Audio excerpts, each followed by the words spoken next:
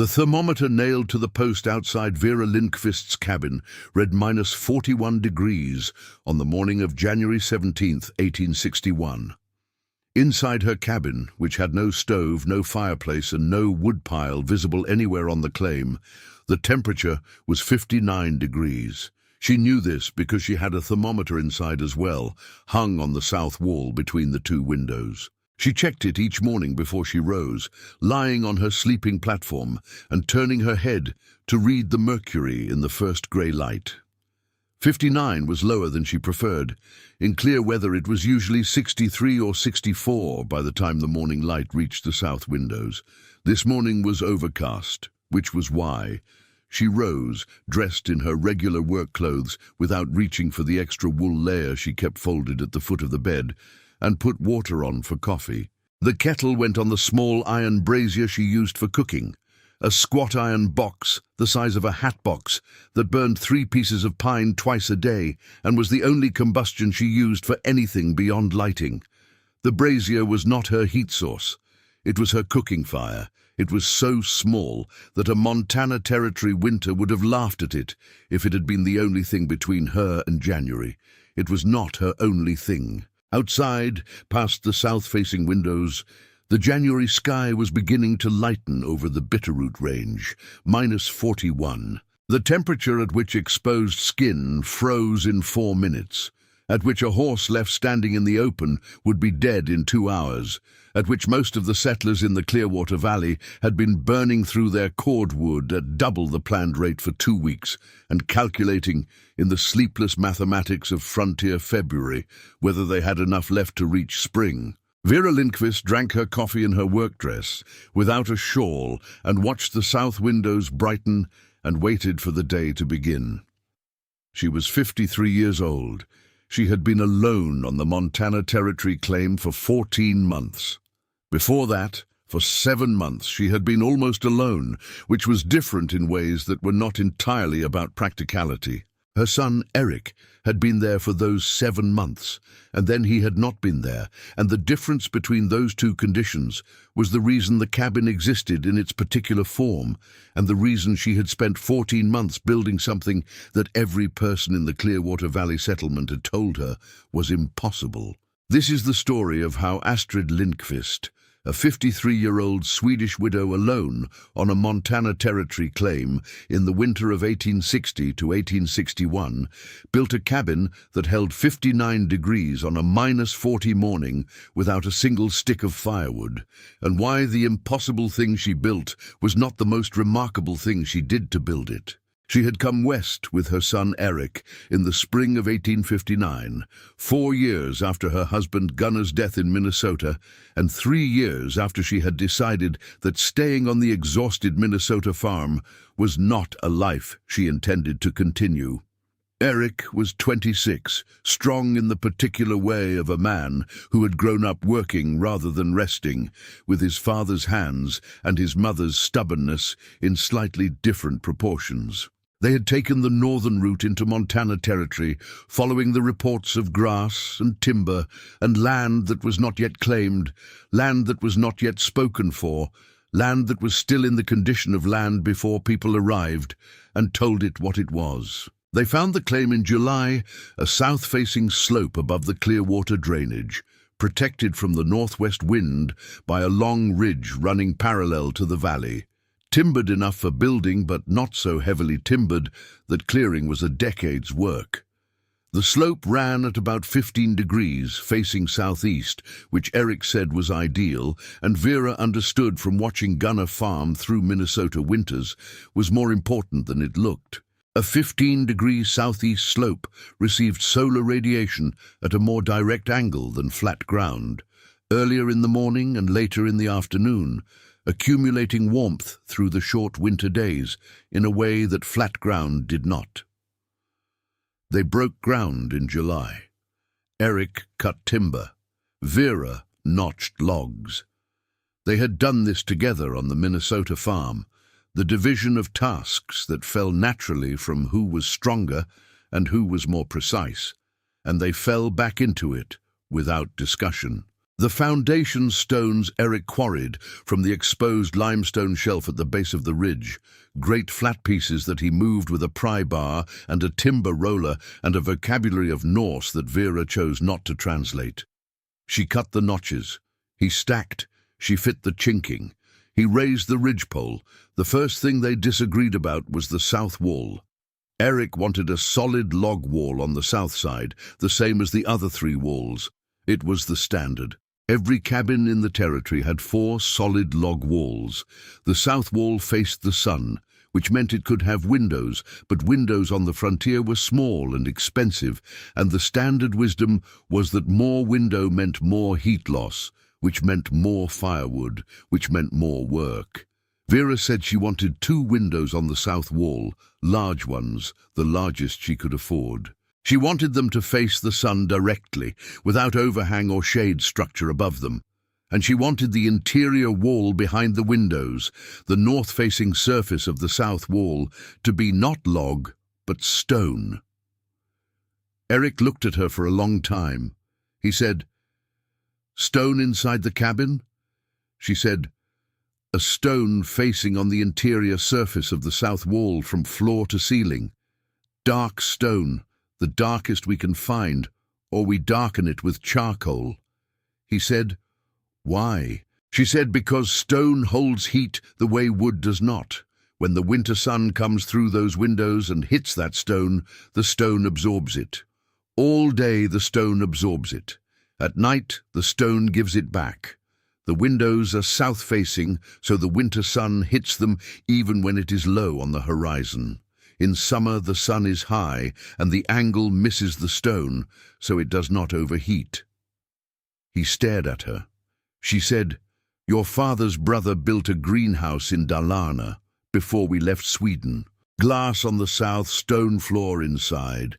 He grew vegetables in February. I asked him why it worked. He explained it. Eric said, 'This is a cabin, not a greenhouse.' She said, 'The principle is the same.' They argued for 2 days, which was the usual duration of their disagreements, after which Eric generally arrived at the position his mother had taken at the start, not because she insisted, but because he was his father's son, and his father had been a man who eventually followed evidence rather than pride. He built the south wall with 2 window openings, each 24 inches wide by 36 inches high, larger than any window in the settlement. He built the interior face of the south wall from the flat limestone pieces he had quarried, fitted together with clay mortar in a surface 5 feet tall and running the full 16-foot width of the south wall. The stone was pale limestone, which was not the dark stone Vera had specified, but the best available. She mixed charcoal into a clay water wash and painted the stone face black, and then painted it again when the first coat dried to confirm the coverage. The black stone wall behind the south windows. Eric watched her do this and said nothing for a while. Then he said, "You've been thinking about this for longer than this summer." She said, "Since your father died and I knew I was going to have to understand how buildings worked without him." He was quiet. She said, "Your father was warm because he always knew where the heat was coming from. I had to learn to know where it was coming from because I was going to be the one responsible for it. You can't manage something you don't understand." He said, "You didn't tell me this when we were planning." She said, "You would have agreed faster if I had, but you needed to arrive at it yourself." He said, "That's a questionable teaching method." She said, "It's the only one that produces understanding rather than compliance." He went back to the window framing, and she went back to painting the stone, and they did not discuss it further. The windows went in before October. The glass cost $32 for both panes, which was a significant fraction of their capital, and the only thing Vera spent money on that Eric questioned openly and then did not question again when she did not waver. The second thing they disagreed about was the north wall. Vera wanted the north wall built double, 2 log courses with a gap between them filled with sawdust packed tight. A double wall construction with an insulating fill, standard in the coldest parts of Scandinavia and almost unknown in Montana Territory, where the settlers built single walls and burned enough wood to compensate. Eric said, "Where do we get the sawdust?" She said, "We make it. We cut the extra timber we were going to use for the roof extension, and we split it and shave it, and the shavings go in the wall." He looked at the extra timber in question. He said, "That's 3 weeks of work." She said yes. He looked at her. She said, "The north wall is where the cold comes from. The northwest wind hits the north wall directly. If the north wall loses heat, the fire has to replace it. If the north wall holds heat, the fire does not need to be as large. We are going to be here a long time, and the wood on this claim is not infinite." He said, "We have a full winter's supply cut." She said, "For a cabin with standard walls, yes. For a cabin with these walls, we may be able to use half of that, which means we cut half as much wood every year for the rest of the time we are on this claim." He was doing arithmetic. He was 35 years younger than her, but he was not quicker at the kind of arithmetic she was describing, the long-run arithmetic of what a decision cost across decades. He said, 3 weeks for the wall." She said, "Against 30 years of cutting half the wood. That is not a difficult calculation." He built the double north wall. East and west walls went double as well, because Vera pointed out that partial insulation was less efficient than whole envelope insulation, that a cabin with 3 insulated walls and 1 standard wall was still losing heat through the standard wall at the full rate, and that the 3 weeks had already been spent, so the marginal cost of extending the system was only the time to cut and fit the additional log course. Eric muttered about this. He built the walls. The roof was the third disagreement. Vera wanted a low pitch with a thick sod layer over the boards, 18 inches minimum. Eric said a low pitch in Montana Territory was an invitation to roof collapse under snow load. Vera said the sod weight distributed the snow load across the structure more evenly than a pitched roof, shedding it to the eaves, and that the sod insulation was worth 2 cord of firewood per winter in heat retained, and that in this climate the heat retention outweighed the snow load risk if the structure was properly built. Eric built the sod roof. He grumbled through it. He added an extra ridge beam to accommodate the combined weight of the sod plus potential snow accumulation, which Vera had suggested and he claimed to have thought of independently. The roof went on in September, 3 weeks before the first frost. They moved their supplies inside, and Eric cut cordwood for the iron stove they had hauled from the last settlement, a proper box stove with a pipe, the kind of stove every frontier family used as their primary heat source, and which sat in the center of the main room, and was the reason cabins needed wood piles. Vera looked at the stove and thought about the south windows and the black stone wall, and the double-wall construction, and the sod roof. She said, "I think we can do better than the stove." Eric said, "The stove is not a point of debate." She said, "I'm not proposing to remove it. I'm proposing to test what the cabin can do without it before we commit to needing it." He said, "It's September in Montana Territory." She said, "September is the right time to test. If I'm wrong in September, I find out at 30 degrees and not at -40. He looked at her for a long time. He said, "You are the most inconvenient woman I have ever known." She said, "Your father said the same thing, and he lived to see the wisdom of it most of the time." He sat down on the wood box and folded his arms. He said, "What exactly are you proposing?" She said, 1 week. The stove stays cold. We observe what the cabin does on its own. I make a fire only in the brazier for cooking. We see what the temperature is each morning before the sun reaches the windows, and what it is at midday and what it is at night. 1 week of data. He said, "If I am cold, the experiment ends." She said, "If the temperature drops below 45 degrees, the experiment ends. That is the condition." He agreed because he was tired of arguing, and because he had also, after 2 months of building what she had designed, become somewhat curious about what it would do. The first morning of the experiment, September 20th, the outside temperature was 32 degrees. The cabin temperature at sunrise, before the sun had reached the south windows, was 51 degrees. By midday, with clear autumn sun striking the black stone wall through the south windows, the cabin temperature was 67 degrees. At midnight, it was 58. Eric sat in a 58-degree cabin at midnight on the first night of the experiment and felt the warmth coming off the black stone wall and said nothing. He kept his opinion until the end of the week. The average morning minimum temperature through the week was 49 degrees. The average daytime maximum was 63. The outside temperatures ranged from 19 to 41 degrees Fahrenheit. The brazier had burned approximately 2 pounds of wood per day, which was the cooking minimum. The stove had burned 0 pounds of wood. Eric sat across from his mother on the last morning of the experiment and looked at the numbers she had written in the house ledger and said, "This is a warm cabin." She said, "It is a warm cabin." He said, "Because of the stone wall." She said, "The stone wall during the day, the double walls at night, the sod roof all the time, they work together. One element alone would not be enough." He said, "What about when it's cloudy?" She said, "Cloudy days provide less solar gain. The cabin loses ground. But the thermal mass in the stone wall holds what was stored on the previous clear days.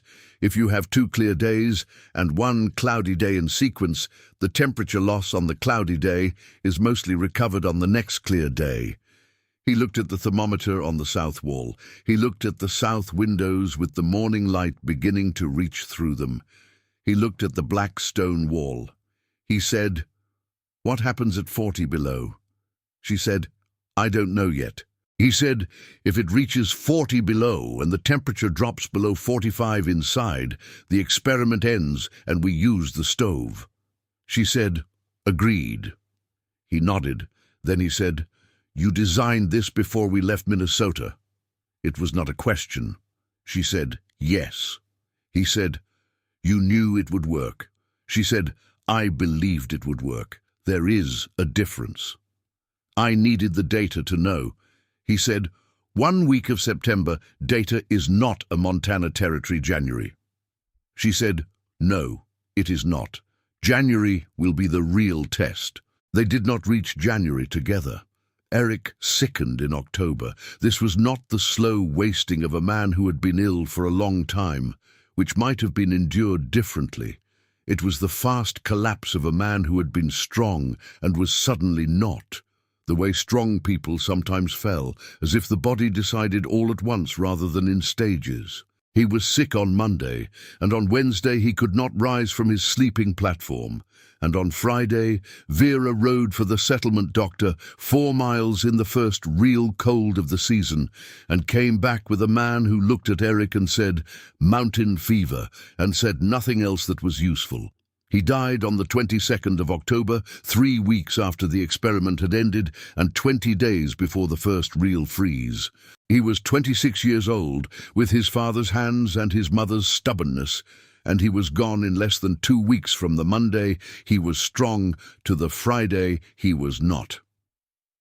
Vera buried him on the south slope of the claim, below the long ridge. In ground, she broke herself because the settlement men came to offer, and she was not able to receive them yet. She broke it with the pickaxe Eric had used to quarry the foundation stones, and she dug 4 feet before the clay turned hard, and she had to stop. She marked the grave with a flat limestone slab, the same limestone as the interior wall, and she pressed her hand against it for a long time before she went back inside. She sat in the cabin for a week without doing much of anything. She kept the brazier going for coffee. She watched the south windows and the black stone wall and the thermometer. Outside, it dropped to 23 degrees. Inside, the cabin held 55. She noticed this without feeling anything particular about it, the way you notice the weather during grief as a fact that the world continued having. On the 8th day, she went back to work. There was more to do before winter arrived. The sod roof needed one more layer on the east side where she had seen the moisture seep when it rained in September. The livestock pen on the west end of the cabin, which Eric had framed but not fully closed, needed its last log course and chinking before the animals went in. The wood pile under the lean-to needed to be assessed. The cord and a half they had cut before he got sick sorted and stacked against the lean-to wall, in the order she would use it, with the driest wood on the outside and the greener wood at the back. She assessed the wood pile and made a calculation she had not made before Eric died, because before Eric died, the calculation had been theoretical rather than practical. She had approximately 3/4 of a cord of dry split wood. On a standard Montana Territory winter, a cabin of her dimensions required 8 to 10 cord of wood. She had 3/4 of a cord and no one to help her cut more. She thought about this for 2 days. She thought about it the way she had thought about the south wall and the double wall construction and the sod roof, with the concentrated attention of someone who understood that the difference between a good idea and a good solution was whether the solution worked under the actual conditions you were facing rather than the ideal conditions you had planned for. She had designed the cabin for a woman who was not alone. She was now alone. The design had to be enough on its own. She went back to the house ledger and looked at September's numbers and looked at October's. In October, before the cold had fully arrived, the cabin had needed the stove twice, on the 2 consecutive cloudy days in the second week when the temperature inside had dropped to 43 degrees, and she had lit the stove for 4 hours to restore the thermal mass in the black stone wall. 2 fires in 30 days of October, each burning perhaps 1/3 of a cord. So the question was not whether the cabin could operate without firewood in ideal conditions. The question was how many cloudy day recovery fires she would need to get through a Montana winter, and whether 3/4 of a cord was sufficient for those fires and those fires only. She did not know the answer. She knew it was worth finding out. She also knew something else, something that the October numbers had suggested and that she had not fully accounted for in the original design. The livestock pen on the west end of the cabin shared the interior west wall. 3 cows and 2 pigs in a closed pen generated approximately the same heat as a moderate fire, burning continuously, not intensely, but steadily, all day and all night. The October numbers had not fully captured this because the animals had not been inside continuously in October. In November they would be, and their contribution to the thermal mass would be real. She calculated the livestock heat contribution at approximately a 15% improvement in interior temperature maintenance on cloudy days. It was a rough estimate. She had no way to measure it precisely, but 15% on a cloudy day meant the difference, potentially, between dropping to 43 degrees and dropping to only 47. The 47-degree threshold was survivable without additional fire. The 43 was not. She moved the livestock in on November 1st and spent the following week observing the effect. The interior temperature on a cloudy November day with the livestock inside held at 48 to 50 degrees. Without them, the October cloudy day minimum had been 43. The difference was real. The livestock were a heat source she had not fully designed for, but that had appeared anyway. The way solutions appeared when you had built something correctly and paid attention to what it was doing. The settlement came to her in November.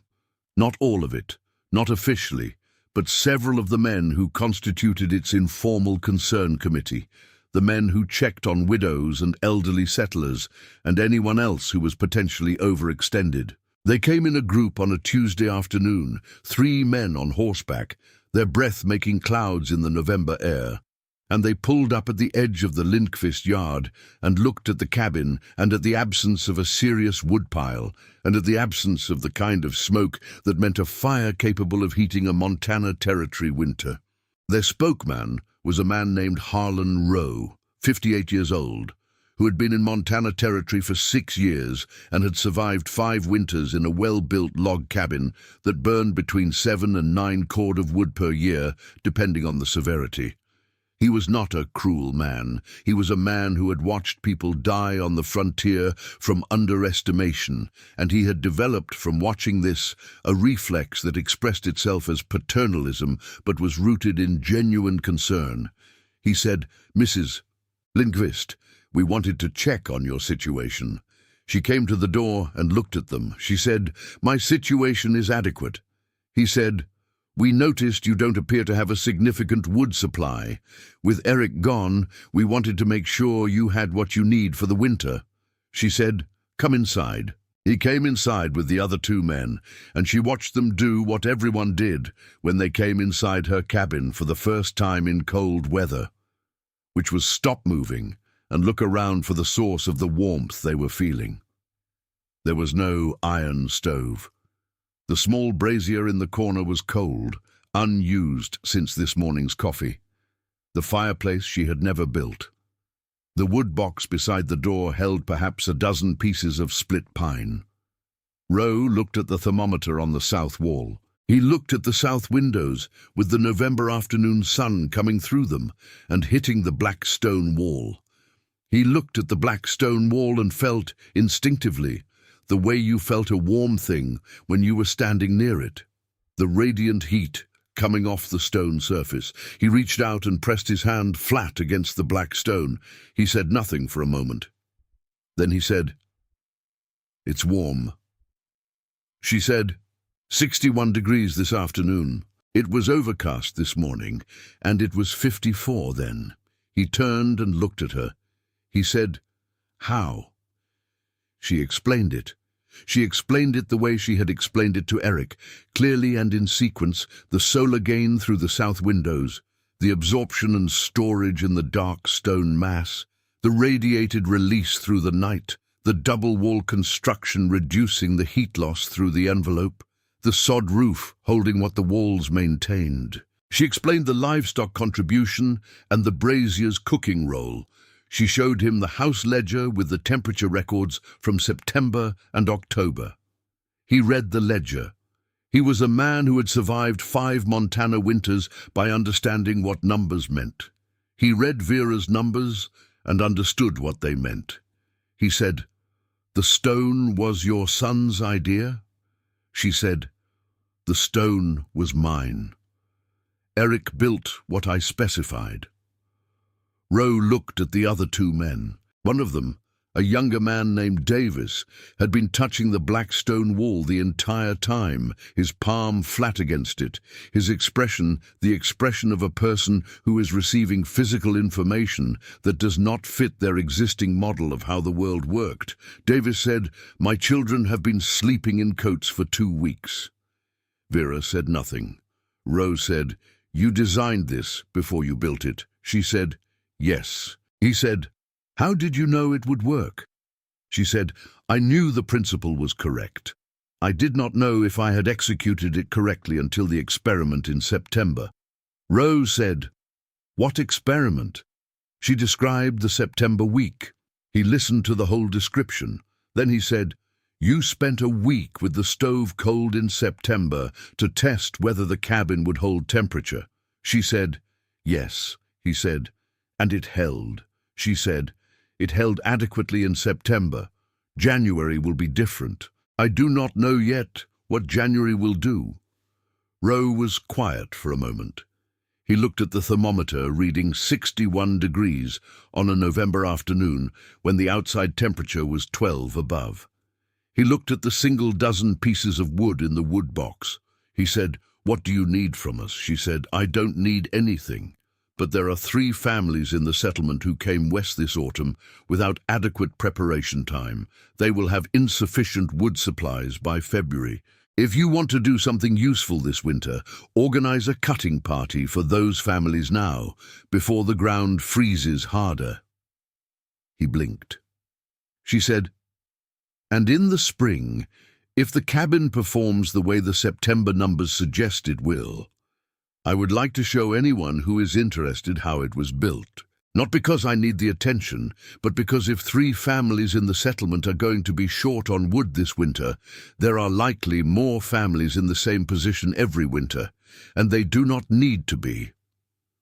Rowe looked at her for a long time. He was a man who had been in Montana Territory for 6 years, had organized more concerned committees than he could count, had managed the informal welfare of a frontier settlement through 5 hard winters, and he was standing in the warmest cabin in the Clearwater Valley in November, and the woman who had built it was telling him which families needed wood and asking him to organize a cutting party. He said, "I'll organize the cutting party." She said, "Thank you." He left, and the 2 men with him left, and Vera stood at her south window in the afternoon sun and watched them ride back toward the settlement and felt the warmth of the black stone wall on her back and thought about Eric pressing his hand against it in September, in the first week of the experiment, at midnight, saying nothing. She thought, "He built what I specified, every piece of it. The windows he did not want, the stone wall he questioned, the double wall construction he calculated against. He built all of it because he arrived at the understanding himself, the understanding that was the thing behind his complaints, the understanding that she had built the conditions for him to reach, and he had reached it in the first week of the experiment, standing in a 58-degree cabin at midnight in September, and he had said nothing because there was nothing to say, because the thermometer said it. She did not weep. She had wept through the week after the burial, and had found the end of it.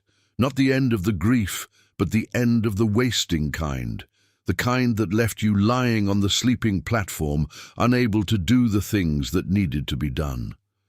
She had come back from that. She was here. The cabin was here. The work was here.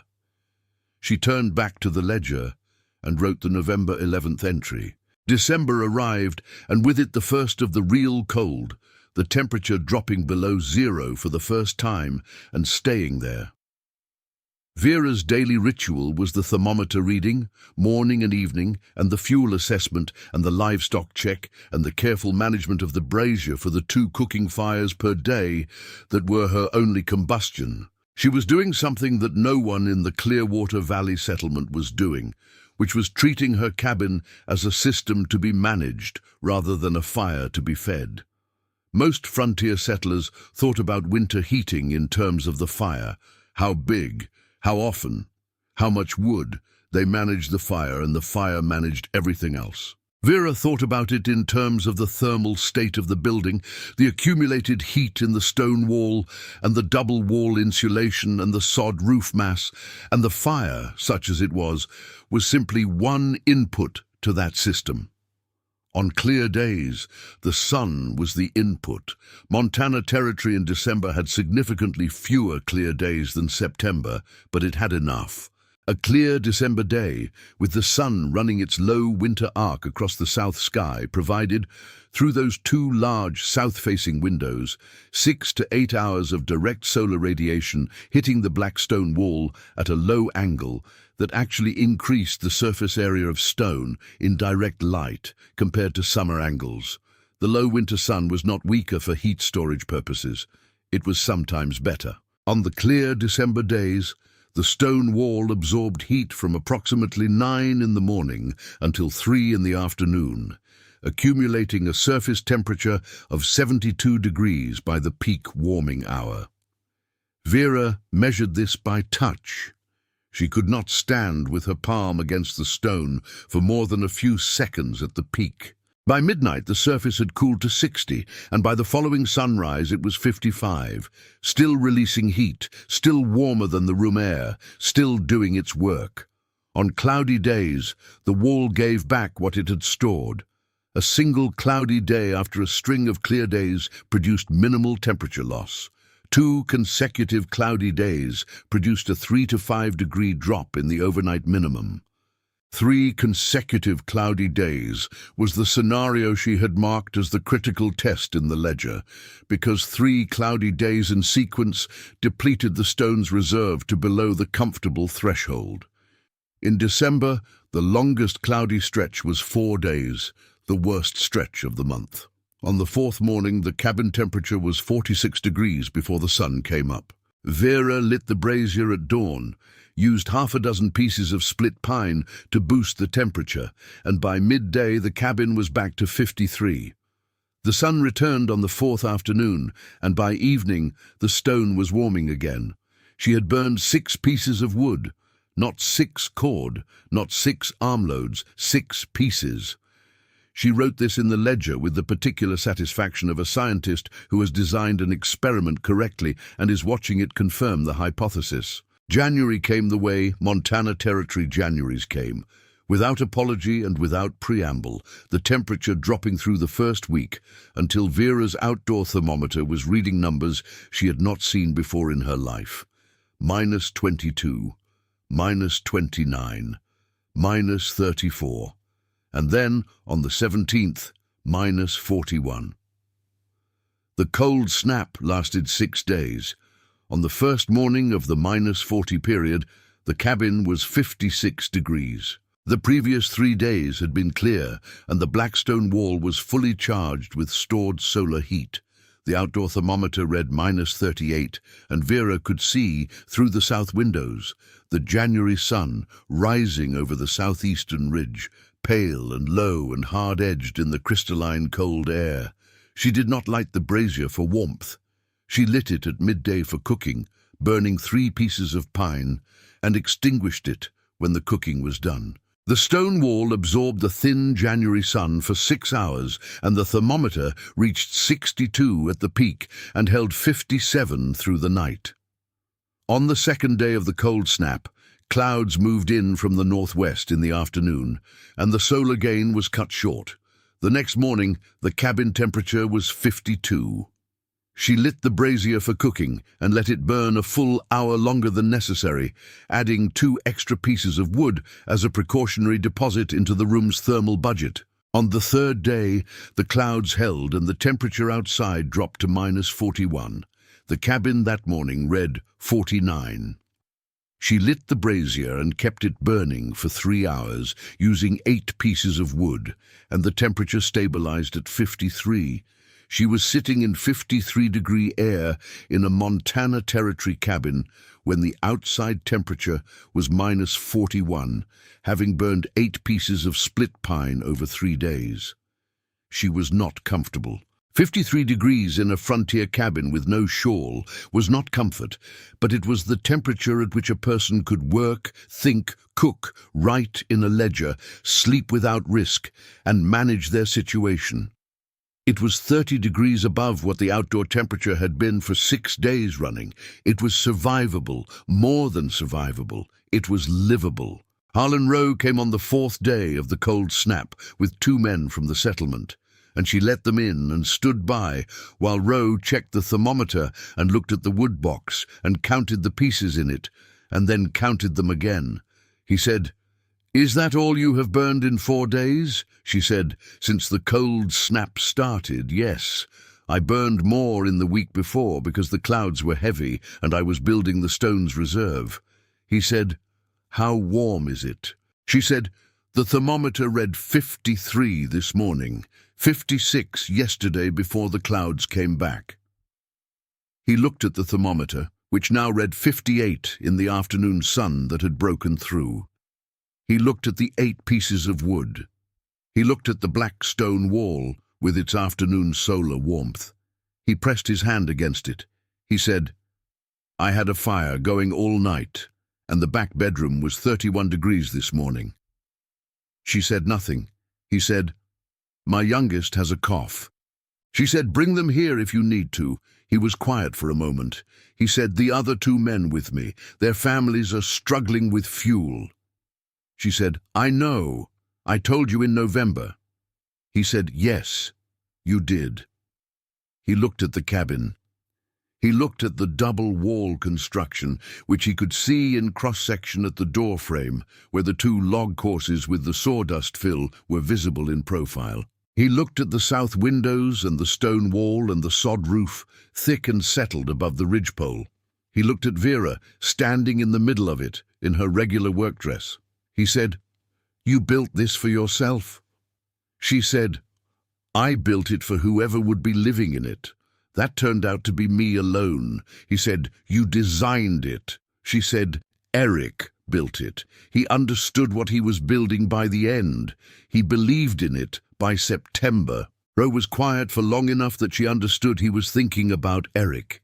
He said he would have wanted this winter to be the test.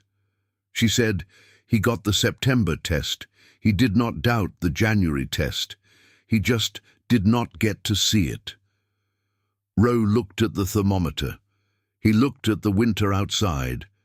He looked at the woman standing in 58 degrees on a -40 January day with 8 pieces of split pine in her wood box, and no particular expression of triumph on her face. He said, "In the spring.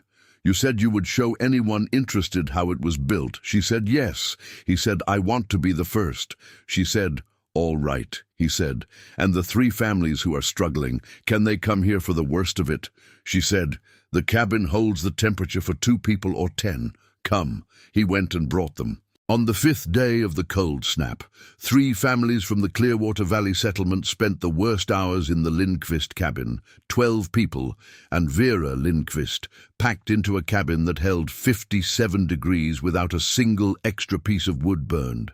The black stone wall doing its work silently on the south side, the double wall construction holding the cold out on the north, the sod roof holding everything inside that the building had accumulated over 3 weeks of clear sky and stored sun. The children stopped coughing. The youngest Davis child, who had had the worst of it in the cold frame house, fell asleep in the afternoon warmth and slept for 4 hours. When the cold snap broke on the 6th day, the settlement families went back to their own cabins and their own fires, and Vera went back to her ledger and wrote the entry for January 17th. -41 outside, 59 inside. Wood burned in 6 days. 14 pieces of split pine, all for cooking, none for heat. She wrote the numbers, and then she wrote below them in the Swedish that she had never stopped writing her private thoughts in. Eric would have liked seeing this. She closed the ledger and put it on the shelf and went to check the livestock, and then went to stand at the south window and watch the last light of the January day fade over the Bitterroot, the sun dropping behind the southern ridge, the last of its light still touching the top of the black stone wall through the window. The wall was warm. It would be warm until morning. Tomorrow it would be warm again. Vera pressed her palm against the stone and held it there. The spring came in March, early for Montana territory, a warmth that moved up from the south and softened the snowpack and ran the Clearwater high with melt. Harlan Rowe came on a Saturday in late March with 4 men, and Vera spent the morning walking them through the construction of every element of the cabin system. She showed them the double-wall cross-section at the door frame, the sawdust fill still dense and dry after a winter of Montana cold. She showed them the sod roof layers, the way the grass roots had knitted into a single insulating mass over the winter. She showed them the south window placement and the angle calculations she had worked out, which determined the correct overhang size to block the high-angle summer sun while admitting the low-angle winter sun. She showed them the black stone wall and explained the thermal mass principle in the plain terms she had used to explain it to Eric. The stone absorbed during the day and released at night. The heat was stored not in the air, but in the mass. The mass needed to be large enough and dark enough to do meaningful work.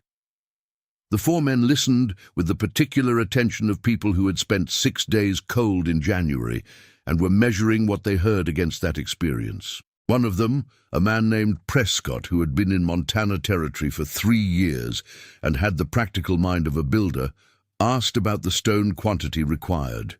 She told him. He asked about the window size relative to the stone mass area. She told him that too. The calculation she had worked out from her brother-in-law's greenhouse observations and from her own September experiment.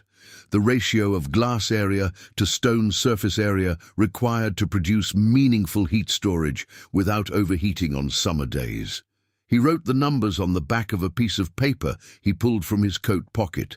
He asked about the sawdust quantity for a standard cabin's double wall construction. She gave him the cubic footage estimate and the density she had achieved with the hand-packing method Eric had used.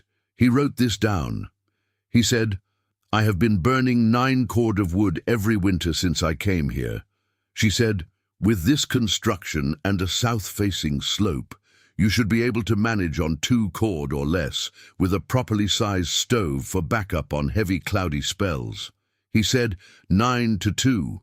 She said, yes. He was quiet. He was doing the 9-year arithmetic, the same arithmetic she had done in Minnesota when she decided to build it this way, the arithmetic of what the decision cost across years rather than across a single winter. He said, "And you built this on the assumption that you might be alone." She said, "I built it on the assumption that the person responsible for keeping warm was going to be me, alone or not." He looked at her for a long moment. He said, "Mrs. Lindqvist, I've been on this frontier for 3 years. I've seen people build things out of desperation, and I've seen people build things out of knowledge, and I've never seen anyone build something that was this clearly thought through." She said, "I had time to think. Gunnar died, and Eric and I had 4 years in Minnesota before we came west, and I used those 4 years to understand everything I could about heat and cold and what kept a building warm. I read every book I could find. I asked every builder I could find. I understood the principles before I had the land to apply them to." He said, "Why didn't you tell people? Before the winter?" She looked at him. She said, "Would you have believed me in October?" He was quiet. She said, "In October I was a 53-year-old widow woman who had just lost her son and had almost no wood pile. What I would have gotten in October was the concern committee, which I did get, and offers to take me in as a charity case, which I would have refused, and a great deal of well-meaning conversation about how the cabin was not going to work." He said, "Instead you waited for January." She said, "January said everything that needed to be said." He nodded. He folded his paper back into his coat pocket. He looked at the south windows and the black stone wall and the sod roof above them and the double-wall cross-section of the doorframe and the thermometer still reading 58 on a March afternoon when the outside temperature was 26. He said, "I'm going to build this for my family this summer." She said, "I'll help you. Bring me the site and I'll walk it with you and tell you whether the solar angle is right." He said, "You'll do that?" She said, "Eric built what I designed. I would like to see what I designed get built again, this time with someone watching who will be there to see the January test." He came back in May with the site. She walked it with him and looked at the slope angle and the compass bearing and the tree cover to the south, which was the variable most likely to block winter solar angles, and told him what needed to be cleared and what could stay. She drew the window dimensions and the stone wall specifications in the dirt with a stick. She described the sawdust packing procedure and the sod roof layering and the livestock pen placement. He built it through the summer. She visited twice to check the stone wall installation and once to look at the window framing, which was slightly off the angle she had specified and which she corrected with a 3-inch adjustment that he made without complaint. The cabin was complete in September.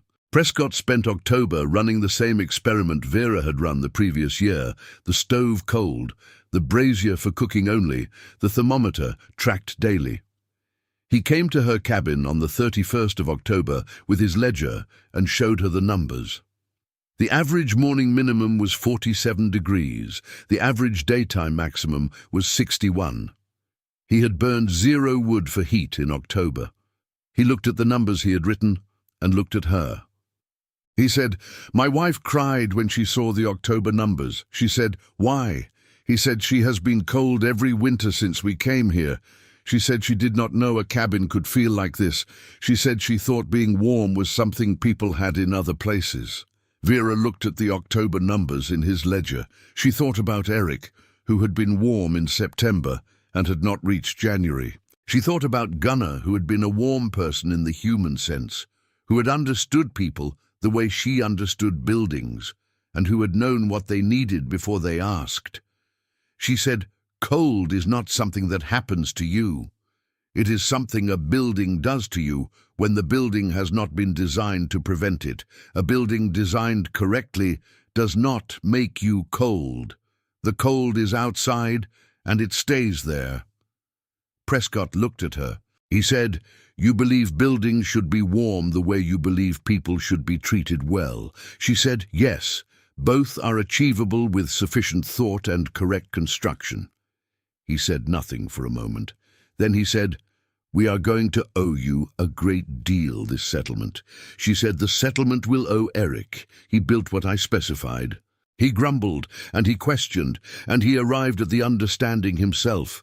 And then he built it without flinching, and it held 40 below without firewood, and that is what he made. She said it, and she meant it, and it was true. Every piece of the system that held 59 degrees on a -40 January morning was a piece that Eric had cut or fitted or raised or complained about and built anyway, and the building stood after him the way a person sometimes left something that stood after them, solid and functional, and doing the thing it was designed to do, year after year, in the cold and the sun and the long Montana winters that tried and failed to get through what had been correctly built to keep them out.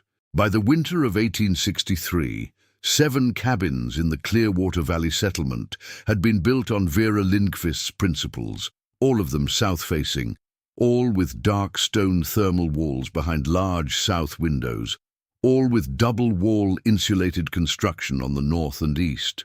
The total wood consumption of those 7 cabins combined through the winter of 1863 was less than the wood that 2 of the previous design frame cabins had burned. The savings were not small. They were the kind of savings that accumulated across a decade, determined whether a frontier family had enough capital to stay on their claim or was consumed by the cost of keeping warm. Vera kept her ledger through the 1860s. The January records are the ones that read most clearly. The morning temperatures in the 50s and 60s, on days when the outside thermometer read numbers that no one standing in a standard cabin could have produced without burning through their season's supply in 2 weeks. The wood consumption column shows the same numbers year after year. Brazier wood for cooking, a few pieces of split pine on heavy, cloudy stretches, nothing else. She lived on the Lindqvist claim until 1879, when she went back to Minnesota to help her daughter-in-law manage the Minnesota farm, her second son's family, a piece of the story that came after the part worth telling here. The cabin she left behind was still standing and occupied through the 1880s, its black stone wall still absorbing January sun through the south windows, its double walls still holding the cold on the north side, its sod roof still thick and sound after 20 years of Montana seasons. People who lived in it after her reported the same thing every winter, the mild shock of coming through the door on a cold day and finding the inside 55 degrees when they had expected 30. They thought about it as the cabin being warm. Vera would have told them it was not the cabin being warm. It was the sun being stored and the cold being blocked, and the 2 principles working together in the structure that Eric built from what she designed and what she understood from a greenhouse in Dalarna, and a grief that had taught her to pay attention to what she had. The principle was old when she applied it. The Romans had used thermal mass in their buildings. The medieval builders of southern Europe had oriented churches to catch the winter sun through high south windows. The cliff dwellings of the ancient southwest faced south and sat beneath overhangs that blocked the summer sun while admitting the winter sun. the same geometry Vera had calculated, with a compass bearing and a stick in the ground. The knowledge had existed for as long as people had lived in cold places and been cold enough to think carefully about why. What Vera Lindqvist added to the knowledge was not new physics. What she added was the application of the physics in Montana Territory in 1860, alone on a claim after her son died, with enough intelligence and enough grief to build something permanent from what she understood. The cold was outside, and it stayed there. She had built it that way.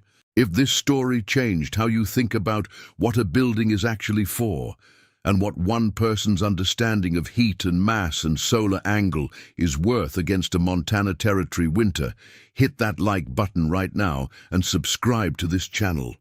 Drop a comment below telling me where you are watching from. And I want to know this.